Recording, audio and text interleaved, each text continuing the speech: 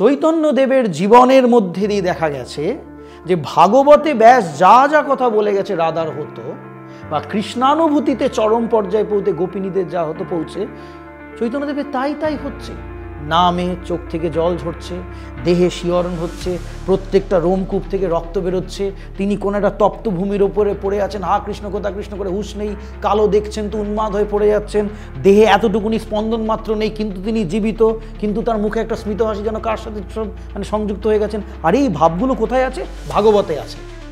মানে ভাগবতে রাধার যা যা হয়েছিল সেটা যে বানানো গল্প না, সেটা চৈতন্যের জীবনের মধ্যে দিয়ে বোঝা যাচ্ছে। তাহলে শ্রীকৃষ্ণ চৈতন্য ভাগবতকে সত্য প্রমাণ করছেন। যদি চৈতন্যদেব না থাকতেন তাহলে কৃষ্ণ সত্য বা যদি রাধা সত্য, যদি রাধাকে কেন্দ্র করে তার সাধকরা না প্রমাণ করতেন তাহলে তো বুঝতে পারতেন না।